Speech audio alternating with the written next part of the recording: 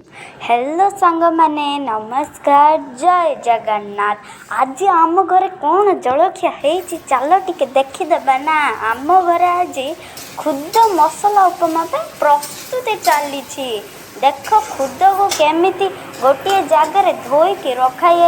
एबे कड़े बसैकी गाजर फूलकोबी बाकी परिया टिके पकईदेबा ना, नहले मसला उपमा केमिति हबो।